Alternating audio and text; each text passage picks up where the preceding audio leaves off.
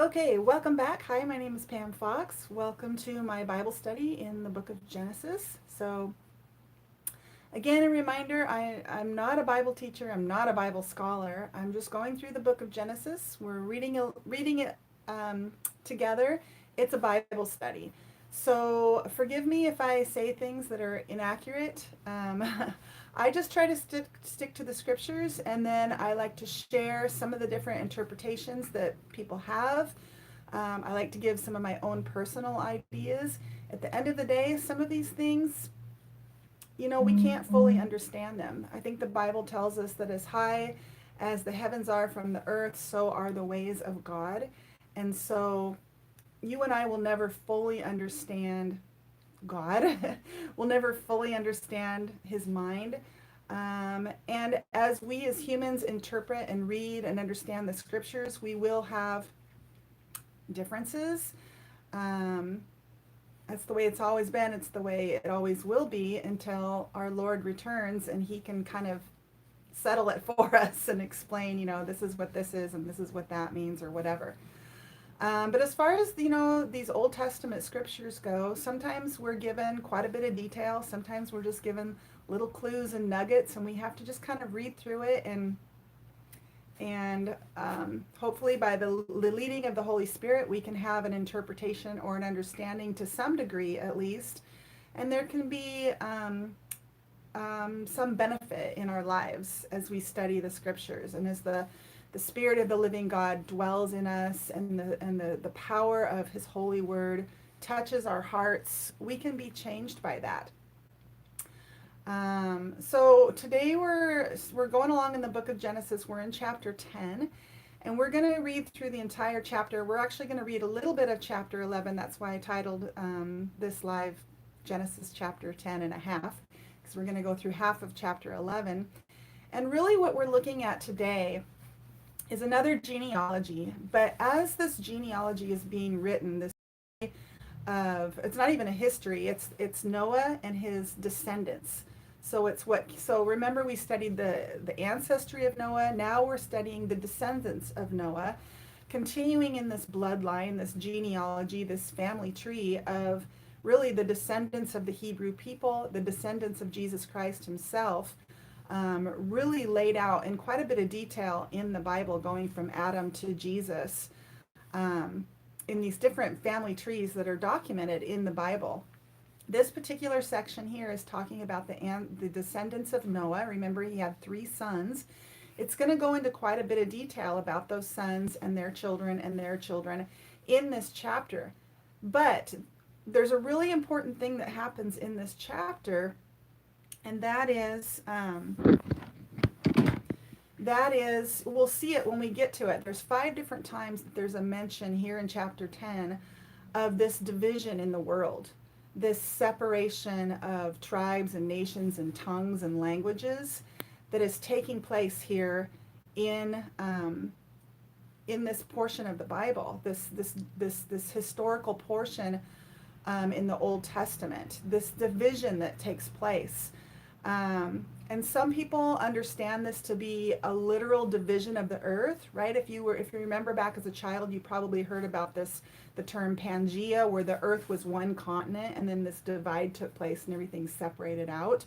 And if you look at a map of the world, you'll see that this, particularly Africa and America, they look like pieces of a puzzle that would easily fit together if you were to scrunch them all up. And so there's this, this idea that there was one continent and then everything divided into what we now know are these 7 different continents on the earth.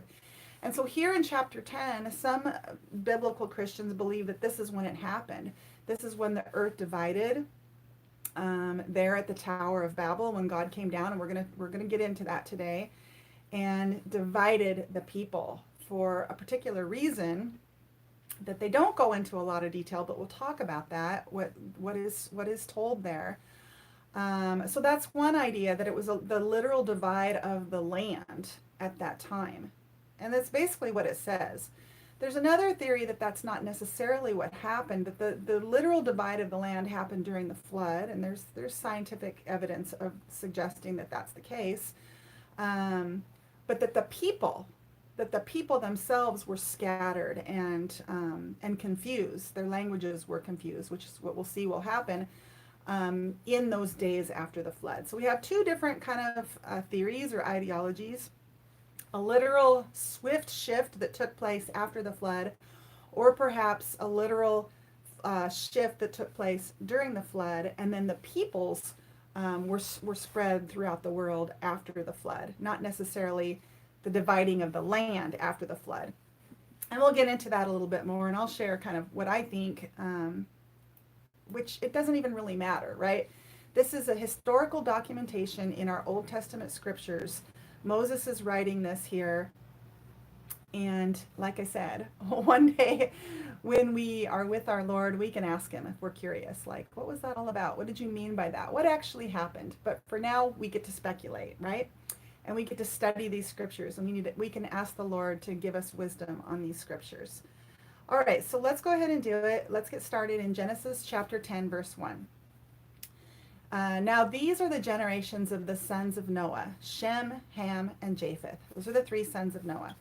And unto them were sons born after the flood. Okay, verse 2, the sons of Japheth. So I'm going to read through these. You might get, if you've got a baby on the way, you might get some good ideas for new baby names. Not. Don't name your baby Gomer or Magog. But we have, here in verse 2, we have the sons of Japheth: Gomer and Magog and Madai and Javan and Tubal and Meshech and Tiras. Verse 3, and the sons of Gomer: Ashkenaz, Riphath, and Togarmah. Verse 4, and the sons of Javan: Elisha and Tarshish, Kittim, and Dodanim. Verse 5, by these were the isles of the Gentiles divided in their lands, everyone after his tongue, after their families, in their nations. So here in verse 5, we have this first verse that alludes to this the idea of a division. What does it say? It says, by these isles of the Gentiles. So it's saying a couple of things here. First of all, it says, by these isles. Now, isles is an island, okay? And it says, of the Gentiles divided in their lands. So we have a division in the lands.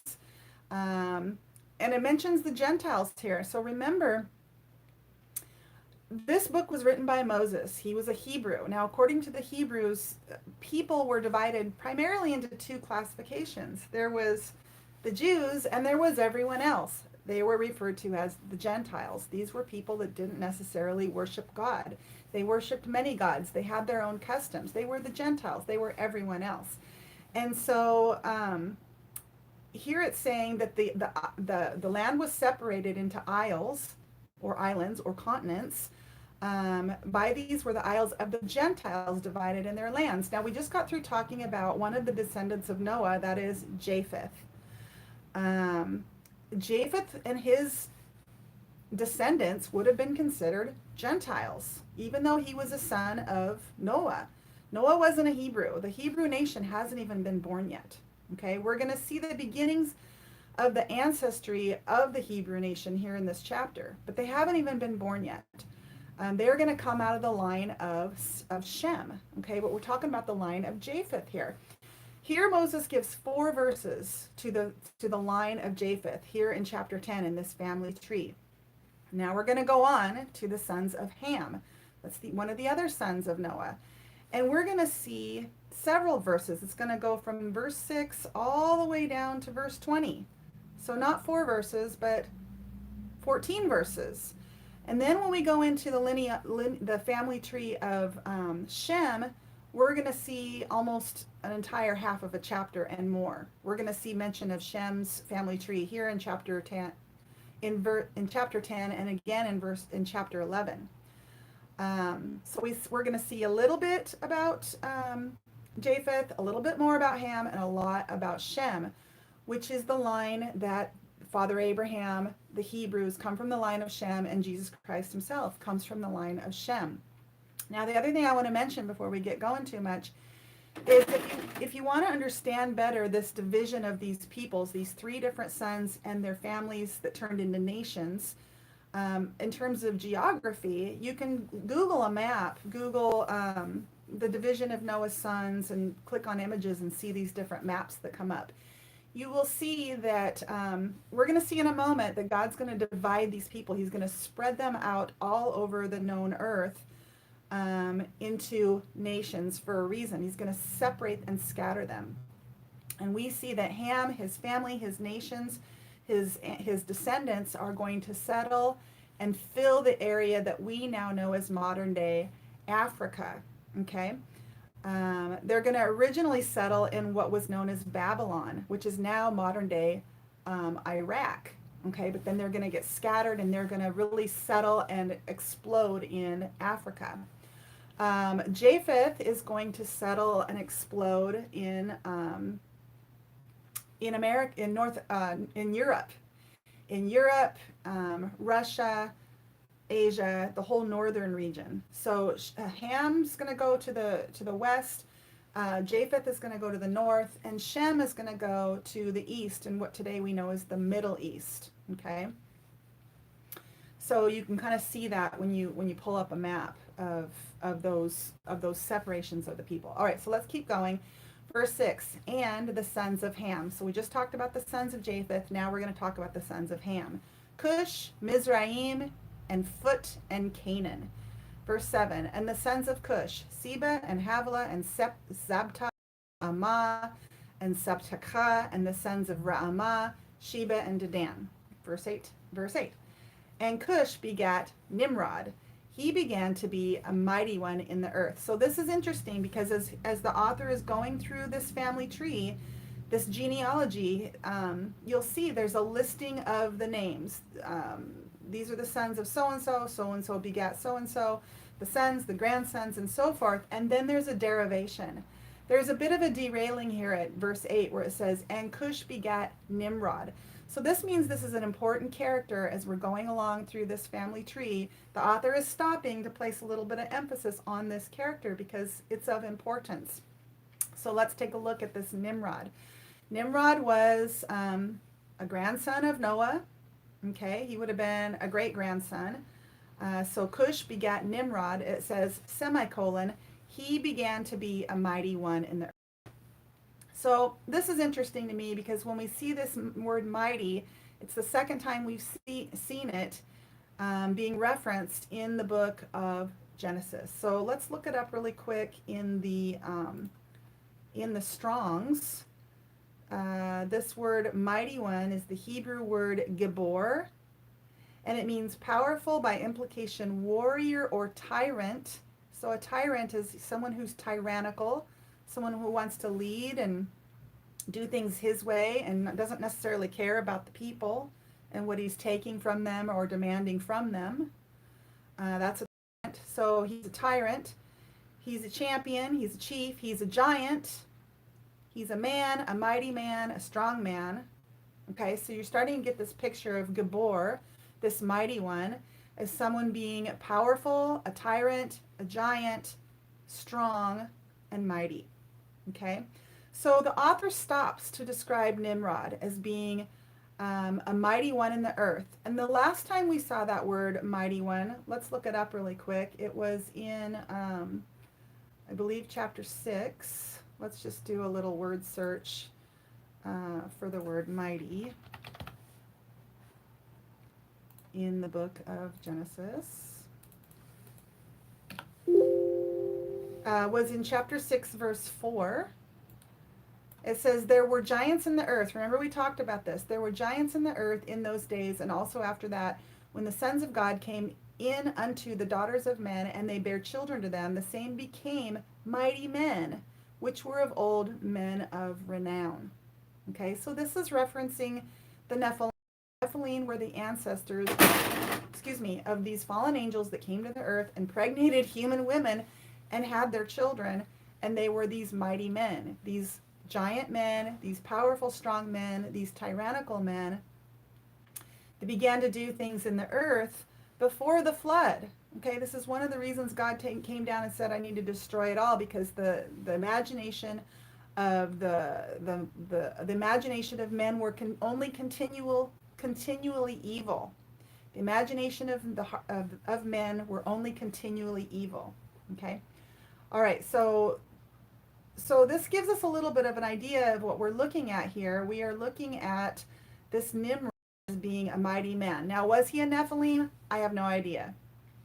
If he was, that means that the flood did not take care of that problem. It means that either this problem was still occurring, this idea of angels coming down and procreating with human women, or there was something in one of the that still existed in this bloodline of Ham, whether it would be the wife of Ham, Ham himself. It doesn't say. We don't know, and it doesn't matter. What we do know is this Nimrod was considered a mighty one on the earth. Let's go on. It says that Nimrod, it says he was a mighty hunter before the Lord. Wherefore it is said, even as Nimrod, the mighty hunter before the Lord. So it says, let's see, he was a mighty hunter before the Lord. Wherefore it is said. This means that this Nimrod had a reputation. Wherefore it is said, even as Nimrod, the mighty hunter before the Lord. So they considered him a mighty hunter before the Lord. This man had a reputation. He had built a name for himself. It goes on to say, and the beginning of his kingdom was Babel. So you might even say he was a king of Babel. It says, in the beginning of his kingdom was Babel, and Erech, and Akkad, and Calneh, and in the land of Shinar.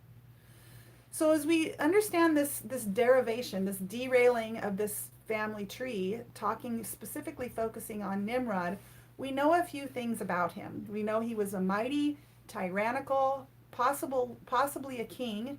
He was a leader of Babel, which was the land of Shinar. Now, the land of Shinar, again, is modern day northern Iraq. That's where Babylon was. Babylon is referenced many times throughout the Bible. This is the first mention of it, and it was originally named Babel. And we're going to see why in a few minutes here as we continue through the scriptures. But I just want to take a minute and understand that there is a focus here on this person, Nimrod, this great-great-grandson of Noah, who was a mighty hunter, who was a tyrannical leader there in the land of Shinar. Let's go on. So verse 11. Out of that land went forth Ashur and builded Nineveh and the city Rehoboth and Calah. Now here's the first mention of Nineveh, and we know later that Nineveh was kind of a parallel to the lands before the flood. In other words, there was a lot of continual evil happening everywhere in the city of Nineveh. And we'll learn all about that in the book of Jonah later. But here's the first mention of Nineveh. And again,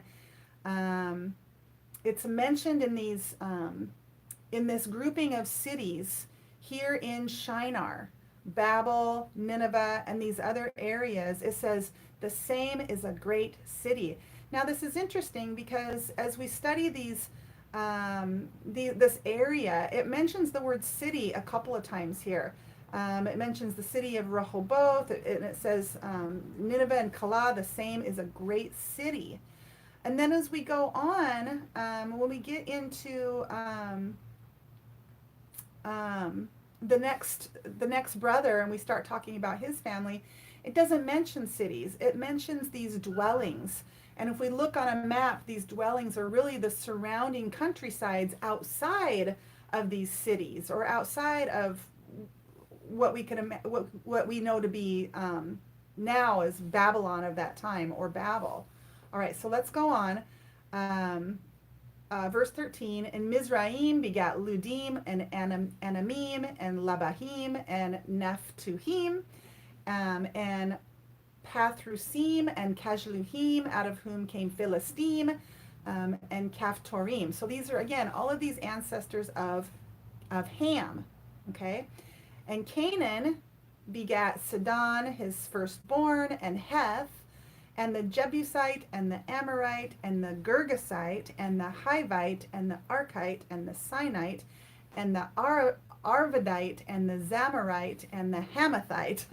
And afterward were the families of the Canaanites spread abroad. So again, we have this another verse here that's talking about this idea of this spread, which we're going to get into here in a minute, where God comes down and he spreads out the people.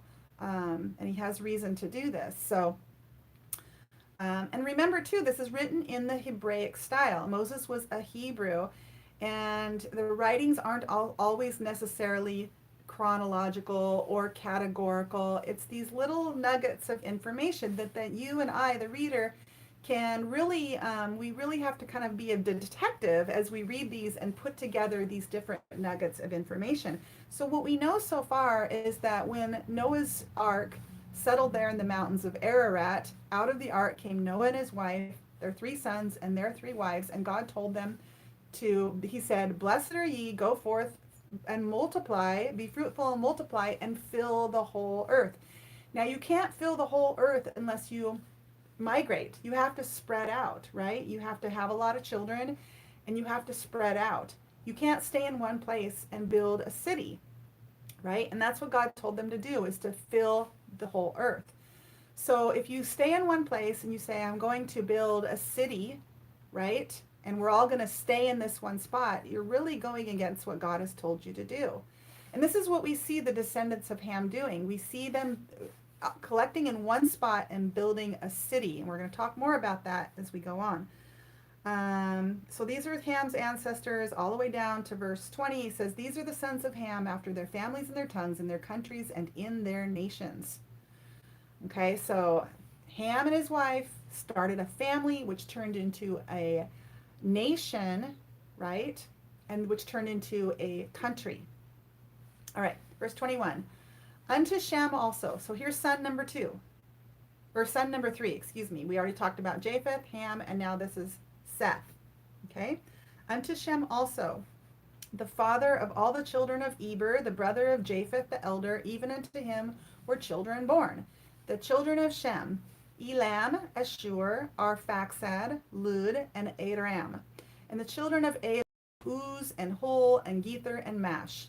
And Arphaxad begat Salah, and Salah begat Eber, and unto Eber were born 2 sons.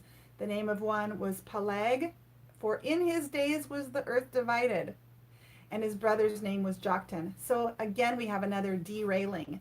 The author is going through this family history, and then, the author stops and puts a focus on this Peleg, which means division. So when this baby was born, when they would name a child, there was meaning behind a name, and this name is division. And it says, "For in his days, Peleg, was the earth divided." So here we have kind of a separation in terms of interpretations of this chapter of the Bible. We have the Christian interpretation that this documentation is saying this is when the earth was divided, because that's what it says. It's when the earth was physically divided. Now, other Christians take issue with that, because if the earth was physically divided in that time, we would imagine there would be some kind of reference to a major earthquake and quite possibly another major flood if there was a major division, a physical division of the earth at this time. Now, could that have happened? Of course. I believe, personally, I look at the world very differently than I used to. I've experienced in my own life what I consider miracles. And so now I look at things very different. I don't look at everything through a skeptic's lens like I used to. Now when I look at the world, I go outside, I look at the sky and the clouds, I look at the mums in the planter box outside my front door downtown on the sidewalk. I look at those things and I think, wow, our Creator is an amazing and almighty God to be able to have made, I mean, this body with all of its bones and its muscles and its nerves and its vessels and its organs and its heart and its mind and its soul. It's an incredible, unfathomable, mysterious thing, right? These things that we can't fully explain. We can try, and we do. We try to explain everything with science, right? But that never fully explains creation. It certainly can't explain all of creation. There's so much mystery still in the world in terms of our own capability to understand the things in life. And so personally, when I look at the world, I look through a new lens. I look through the lens that our God is amazing and he created all things. And so sometimes when things are unexplainable or ununderstandable, when I look through that lens of our God is an amazing almighty God, I think to myself, okay, I can't understand it, and that's okay. That's okay. If there's if somebody's saying this is a miracle and I think, I don't know, I look through that lens of maybe, because God can do anything. God can do anything. And so maybe this was when the earth was literally divided there after the flood. Maybe that's when it did happen and the one continent became many continents. And God held back the floods and the earthquakes, and he just did it. I mean, think about the miracle of the feeding of the 5,000. He took two fish there in that account. He took two fish, and there were enough to feed 5,000 men plus the women and children, which means there were probably 10,000 people there or more. He was able to feed 10,000 people with two sardines, basically. Okay? So if this miracle is true, God took those two sardines and he miraculously created enough fish to feed 10,000 people so that there were leftovers when they were done eating. And the account says that these people ate until they were full and that there were leftovers. Okay? So you can't explain this away by, someone went out and caught a bunch of fish or someone showed up with a bunch of food. The account says that Jesus took two fish and he miraculously turned that into enough fish to feed a multitude of people so that not only they were full, but there was leftovers afterwards. This is a miracle. This is something that you and I can't understand or explain through science or some type of explanation. So again, through that lens, yeah, God can do anything. And maybe he did divide the earth, which is what some people believe. There's another interpretation that says that the division actually happened during the Great Flood, which makes a lot of sense. So in the account of the flood, it says that all the springs were broken underneath the earth and the water came up from the ground. And it says the floodgates were opened in the heavens and the water poured out. And it says that it rained for 40 days and 40 nights. So we had three sources of water really filling the earth. And there would have been a lot of pressure on the earth. And at that time, if God wanted to really start to create a shift in the lands under the water, and so then when the water began to recede, really create these new continents, he could have done that. And it makes sense because God says that in the times before the flood, the people had become so evil and so self-conceited about really themselves, right? Instead of worshiping God the way that he had intended. You and I know, whether you're a stout believer or not, that when people focus on themselves, their the emphasis and the obsession becomes themselves, which means they forget about others, right? There's less compassion and care and concern about others when the concern is all on yourself, right? So when you're concerned about fulfilling your own needs, when you're concerned about your own fame and fortune, that's why a lot of times you'll hear when people become celebrities, you'll hear people say, "Oh, I hope it doesn't go to their head." I hope it doesn't go to their head, because that's what oftentimes happens with celebrities, whether they're athletes or singers or movie stars. That fame goes to their head, right? And it becomes all about them because everybody loves them and they're a celebrity and they're famous. So God wants us to worship the one God. He wants our focus to always be on him first and then on others, right? Because imagine a world where everyone is concerned with caring for the needs of others. You wouldn't have discrimination. You wouldn't have oppression. You wouldn't have poverty, right? Because everyone's looking out for each other instead of focused on their self. We're worshiping the one and true creator God, and we're a servant to each other, right? And that was what was God's intention. But he also gives us free will and he lets us choose. And so what happened in the days before the flood is people were concerned about themselves. Their imaginations were only evil continually. And God had to come down and intervene, because with that mentality and that attitude, people will eventually destroy everything, including themselves, right? If all you care about is me. And so he came down and he intervened, and it would have made sense then to divide the lands so that people would have to be more spread out throughout the earth. Because you have to remember, God has a purpose. for this place and for his people. And in that purpose is a timeline, right? Is God's timeline. And so things were really, I think, speeding up in the days before Noah, where people were going to destroy everything, including themselves, if God didn't intervene. Now we're coming up to another time where God comes down and he intervenes to really slow down humanity's timeline of them destroying everything, including themselves, right? And I think the thing that he did during the flood was really divided out the land so that people would be spread out, just as he had told them to go and fill the earth and fill the whole earth. All right, so we got to keep going. Let's get back to verse 25. I'll read it again. Unto Eber were born two sons. The name of the one was Peleg, which means to divide.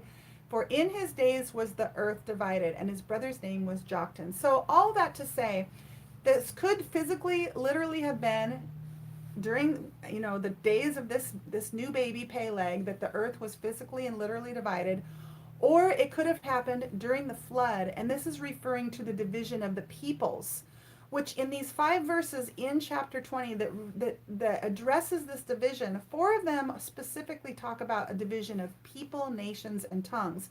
This is the only one, well, there's 2. This one where it talks about the earth being divided, which again could be a reference of the actual people on the earth. And then we'll see at the very final verse in verse 32 here in chapter 10, it says, and by these were the nations divided in the earth after the flood. And again, this is a reference to the people. These were the nations divided in the earth after the flood. So we definitely have a division taking place of the people without question. Whether or not the earth was literally divided in the days after the flood or during the actual flood, that's where the kind of the controversy lies among Christians. All right. So verse 21, unto Shem also, the father of all the children, were Eber, the brother of Japheth, the elder, even unto him were children born. Okay, so here we go, the line of Shem. I'm just going to talk a little bit about it, and then it's going to talk more in depth about the line of Shem in chapter 11, which makes sense because this is the ancestry, the family line, the genealogy of Jesus Christ himself. And the children of Aram, Uz, and Hul, and Gether, and Mash, and Arphaxad. Oh, we already read all this. And Obal, and Abimael, and Sheba, and Ophir, and Havilah, and Jobab. All these were the sons of Joktan. And their dwelling, so if you look on a map, these, the people of Shem, again, modern day Iraq to the east of Africa, or to the east of Africa, they had their dwellings on the outskirts of Babylon. They lived in the countryside. They didn't build cities, the ancestors of Shem. They didn't necessarily build great city dwellings. They had countryside dwellings. That's the difference between the word dwelling and city. So, and their dwelling was from Mesha, as thou goest, unto Sephar, a mount of the east. So keep that in mind. Ham, cities, Babylon. Shem, dwellings surrounding Babylon. These are the sons of Shem, after their families, after their tongues, in their lands, after their nations. These are the families of the sons of Noah, after their generations, in their nations, and by these were the nations divided in the earth after the flood. Okay, that's chapter 10. We're going to read part of chapter 11 because they're very connected, and this is where it gets interesting.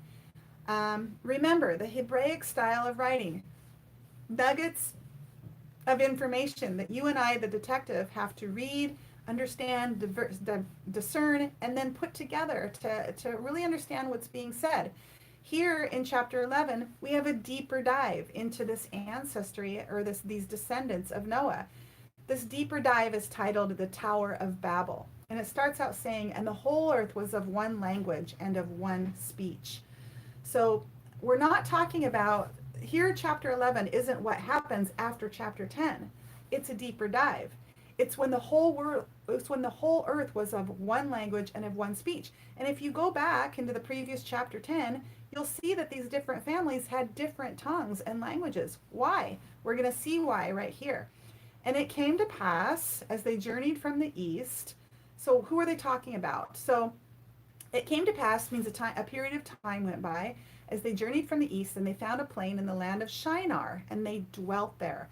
So again, Shinar is modern day northern Iraq, and it is the area of where Babylon once existed, the city of Babylon or Babel. Okay, so who are these people? It says that journeyed from the east and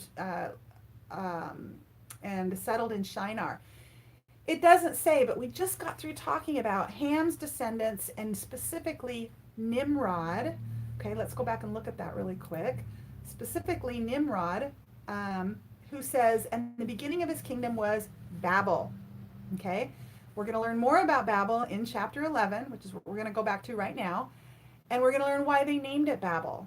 Okay, so Nimrod was the settler of Babylon. Okay, and he was the leader. It says that in the beginning of his kingdom, Nimrod's kingdom was Babel and some of these other towns or cities there in this cluster. So when it came to pass as they journeyed from the east and they found a plain in the land of Shinar that they dwelt there, and they said to one another, go to, let us make brick and burn them thoroughly. And they had brick for stone and slime had they for mortar. Again, who are we talking about? I believe it is the descendants of Ham. We know that Ham will ultimately settle in Africa once they are scattered. But here originally they built a city in Shinar, which is Babylon, which is modern day Iraq. And it says that they said that they made brick. Now this is the first mention of making brick in our Bible. It says they burnt them thoroughly, and they had brick for stone and slime they had for mortar. And they said, go to, let us build a city and a tower whose top may reach unto heaven, and let us make us a name, lest we be scattered abroad upon the face of the whole earth. So here this is saying a lot. So if I'm right, this is Nimrod and his nation of settling here and building a city and a tower that would later be named the Tower of Babel. He said, let us build a city, not a dwelling, not a countryside where people can be free, start families, farm the land, and do as they please. This is a city with a tower, which really paints a picture of someone wanting to build a tower that they can sit in the top of and look out and be above everyone else and rule over everyone else and control everyone else. Okay? It doesn't give us these details. This is just me now, really kind of going deep into what I see here in this leader of Babel saying he wants to build it. What does he say? He says, let's go and make us a name. This means fame. This means a reputation. This means everybody will know who we are, right? Famous. Everyone will know who we are in the city. They'll see the tower. They'll know who is in the top of it. They'll know who we are. We are the rulers, right? We are in control. And again, Nimrod was a tyrant, right? It says he was mighty, which means he was a tyrant. Tyrants don't care about the people. Tyrants take for themselves, they care about themselves, and they don't care about the consequences of the people. They don't care, right? They care about themselves. So we can kind of, as we put these different nuggets together, this idea of Nimrod being a mighty hunter, being the leader of the kingdom of Babel, wanting to build a name for himself, wanting to build a tower unto heaven, right? We can kind of understand, and also it says, this is really interesting too, it says, this is the first mention of making brick. So these were the first masons. If you get where I'm going with that, this is the first mention of masonry, which is taking bricks and laying bricks to build a great city, to build something great, something beautiful. I don't have anything against something beautiful.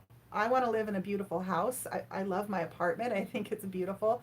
But we really have to look at the context here of the people and what their intentions are. They wanted to make a name for themselves, build a tower unto heaven. There's no mention here of glorifying God, right? It's about the self. Okay? So let us make us a name. It says, lest we be scattered abroad upon the face of the whole earth. This is exactly what God told Noah and his people to do. He said, you're blessed, go forth and multiply and fill the earth. You can't fill the earth unless you scatter, unless you migrate and move around the earth. You can't fill the earth unless you scatter. Nimrod wanted to stay in one place and build a city. He says, lest we be scattered. He said, we got to stay here and build a city. We've got to make these bricks and stack them up really high and make a name for ourselves, as opposed to being scattered and filling the earth. We need to keep the people here where we can control them, right? Okay. All right, verse 5. And the Lord came down to the city and the tower which the children of men builded. So I really think of this as like, I'm a parent. I have a child that lives in California. I have a child that lives in Seattle. And, when my daughter, got a new apartment, I wanted to go and see it. When my son and his wife got a new house, new apartment, I wanted to go. I wanted to see where they were living. It's like you want to go and check in on your kids and see, what kind of a home they've built for themselves. And here it says, and the Lord came down to see the city and the tower which the children of men builded. Verse 6. The Lord said, behold, the people is one, and they have all one language, and this they begin to do. Semicolon. And now nothing will be restrained for them, which they have imagined to do. Now here we see this word imagined again. We saw it before the flood when God said the imagination of men were continually evil all the time. What does this word even mean? Imagine. We think of imagination as a good thing, right? It's where our creativity comes from, and a lot of great things can come from our imagination, and they do. But let's look at this really quick in the Strong's, verse 6. This word here, imagine, is the Hebrew word zadam, and it means to plan, usually in a bad sense, to consider or devise, to plot, or to think evil. So this word zamam, isn't necessarily a good way to look at the imagination. It's kind of the bad side of the imagination, right? Just like we saw in the days before the flood, where the imagination was evil continually. The imagination wasn't pure continually. Had that been the case, God wouldn't have destroyed the world. The imagination was evil continually. And here we're seeing, God is saying it's happening again. He says that, he says that they're one, they have one language, and this they begin to do. Because they are one, they're unified, they have one language, they begin to build this city and this tower, and he says, and nothing will be restrained from them. In other words, whatever their desire is, they will achieve it. He sees that they will achieve it, and so he has to intervene to slow the people down, because the timeline of the people isn't going to coincide with God's timeline.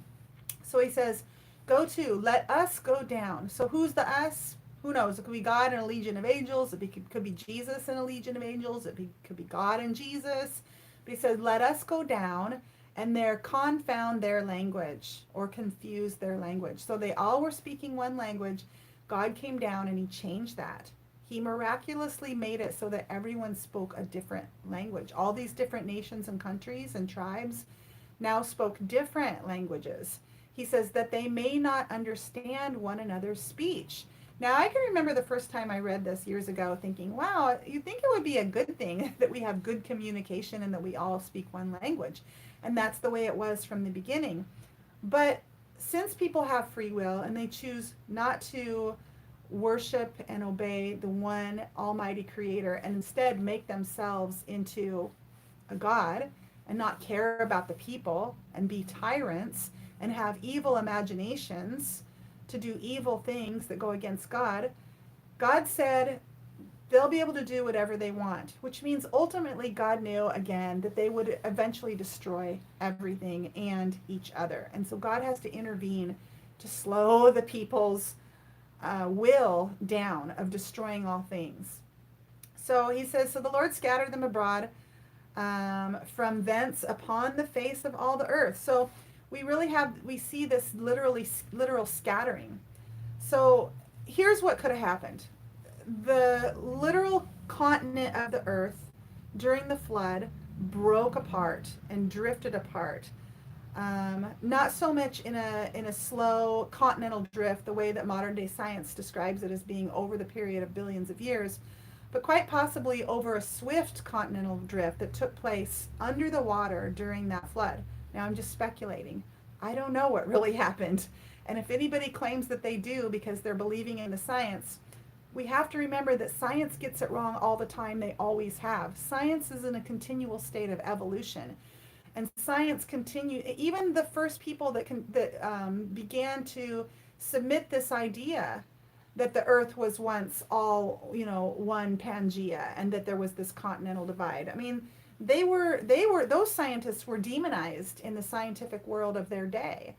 So science continually evolves. We have to remember that. So to ever say the science is settled, I believe in the science, this is what it is, and there's no argument to be had, that's a really ignorant thing to do or to say, because science continually evolves. So we have to continue to have these discussions and kind of enter in different ideologies and theories and look at those, right? So it's okay to speculate on these things.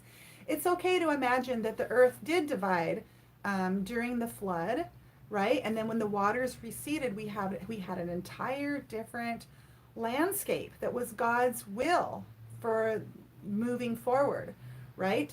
And then the people started to procreate, and they're building a city and the tower. The same kind of thing started to happen as in the days before the flood. And so what does God do? Remember, he told them to do one thing, and that's to be fruitful and multiply and fill the whole earth, and they didn't do that. So now he has to come in and intervene and scatter them. Now, what the scattering would have looked like, I have no idea. I like to imagine it to be like a horizontal rapture, right? So we as Christians believe there's going to be this rapture where we're going to go up, right? We're going to all fly away. We're going to go up and meet Jesus in the clouds to be with him forever. That's what the prophecy says. And so there's this vertical rapture, right? We're going to go up. So a horizontal rapture just means people move this way. So, I mean, I don't really know how God would have done it. The lands would have already been divided within the theory that I'm talking. And the people would have been congregating there and building the city in Babylon, and then, the countryside around it. But then God says, he scattered them. And so if we look at the ancestry of these three sons, again, going back to the map, you'll see that Ham really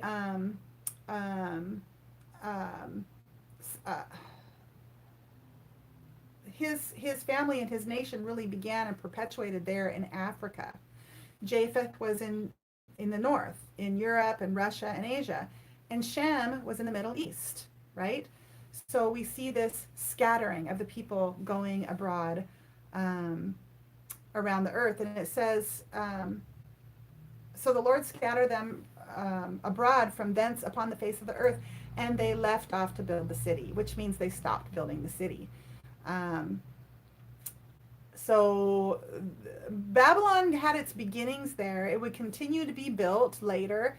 There would continue to be great wars over that land, takeovers, destruction eventually of Babylon. And not too far ago in our recent history, there was great discoveries, geological discoveries there in that area of Babylon. There's great history, great symbolism surrounding this area, this beginning after the flood area of great sin in the world, right? And great leadership of an evil one there in the area of Babylon. But we need to keep going because we're running out of time. Actually, we're almost done. So let us go down. And they left off to build the city, which means they stopped building the city. They were scattered. Verse 9. Therefore is the name of it called Babel. So in the English, our word for Babel gets its roots from this idea of a confusion of the language, a babble, a gibberish, right? When you listen to someone talk and you can't understand what they're saying, like when a baby babbles, it means you don't understand what they're saying. It just sounds like, it might as well be like Chinese. If you don't speak Chinese, you have no idea what that person is saying. It's babble. So they called, after the people were dispersed, they called that area Babel.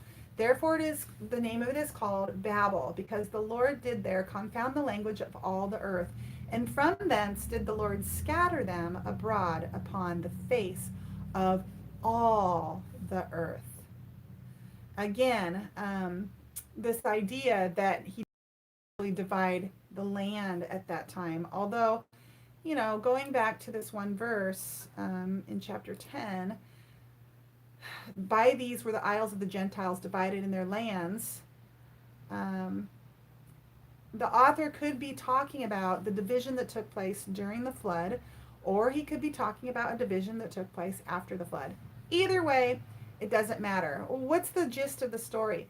The gist of the story really is that in the times before the flood, there was evil in the world within the hearts of mankind. And because God knows that evil is going to eventually destroy everything, he had to intervene. So he came down and he destroyed all things and quite possibly created a whole new landscape where people could live separate from each other, where they wouldn't have this perfect way to communicate with each other and devise evil plans, right? Have you ever heard the saying, with great power comes great responsibility? Or this idea, a lot of times like in the superhero movies, when there's something really powerful and they don't want it to get into the hands of the bad guys, right? In the hands of the good guys, it's great because you can do great things with great power. But in the hands of the bad guys, who knows what they'll do? They'll use it for their own glory and their own gain, and they won't care who gets hurt in the meantime.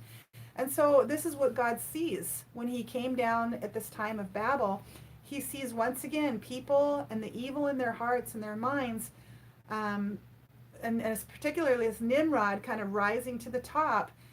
Instead of there being glory being given to God and people being servants to one another and caring for and loving and focusing on the needs of each other, which is the way God intended it, right? So God, once again, he intervenes and he scatters the people. And we'll see this all throughout the Bible. We'll see God intervening at different points in time and doing something miraculous. We saw it there at the flood, of course. When the Israelites are held captivity for, I think, 400 to 500 years in Africa, in Egypt, God intervenes then too in order to set his people free so that they can go back into their land and become a nation, right? The Israelite nation. And of course, all throughout biblical history, we'll see the Israelite people worshiping God, the one true God, and we'll see them derive from that. We'll see them fall away from that. We'll see them begin to worship other gods and begin to adopt Gentile customs. And we'll see the rise and fall of the Israelites because of this. So it's really interesting the way God comes down and he intervenes when he needs to kind of get things back on track for his timeline and his purpose and will, right? And we'll go ahead and wrap it up there. The last thing I'll mention is the interesting note, geographically speaking, is this land of Shinar, which is modern day northern Iraq, where the original Tower of Babel was built, Babylon. It's a very interesting geographical location in biblical history that's brought up time and time again, including the end times, right? Babel was built there on the Euphrates River, which we see mention of in the end times a couple of times in the book of Revelation. We see the reference to Mystery Babylon, which is there's an entire 2 chapters in the book of Revelation, which is really interesting, guys. I mean, right now, a lot of Christians are talking about the Antichrist and the rise of the mark of the beast and these different things that people see potentially coming.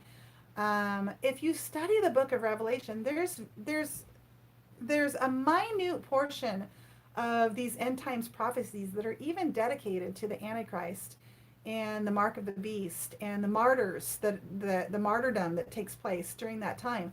There's 2 whole chapters dedicated to Mystery Babylon and the martyrdom that takes place during that portion of the end times prophecy.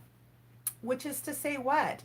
The Mystery Babylon, we can connect that revelation and here in the beginning, the first and final chapters of the Bible, Mystery Babylon, the origins of Babylon being a time of the rise of a great leader who doesn't care about God being first. He cares about himself being first and building a city where people can worship him. That was the origins of the mystery Babylon. And when God came down and intervened, he did not destroy or pass judgment on anybody. He simply scattered the people, which means that element of Babylon, of the origins of Babylon, that element of one rising to the top and disregarding God and putting the emphasis on worship of self, it means that that element of controlling the people and being tyrannical has been around since the origins of Babylon and is still here today and always has been. This idea of using people for self-gain in a variety of ways and systems.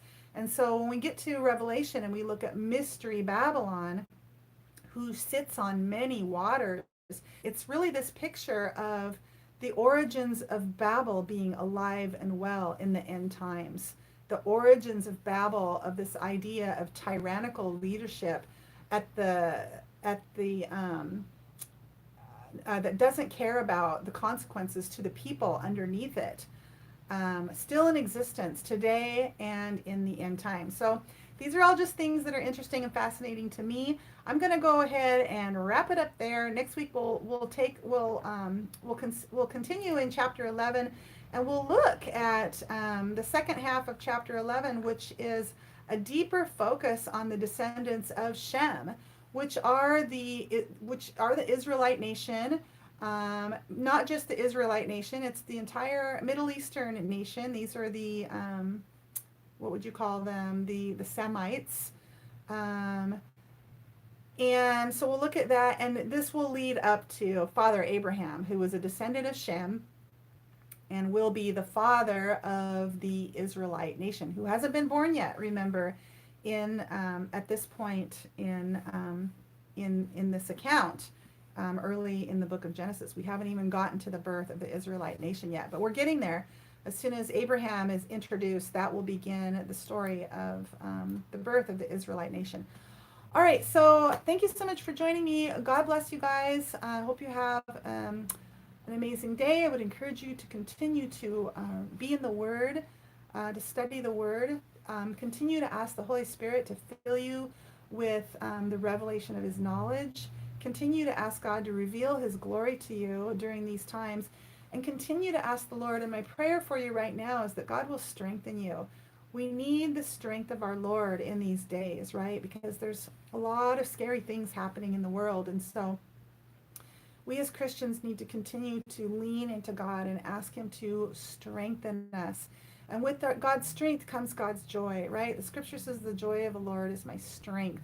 And so when God strengthens us, we can be at peace about the things that are happening in and around our lives, right? We can relax a little bit and really dwell in the tranquility of God and in His peace that surpasses all understanding. So I pray for God's strength for you today.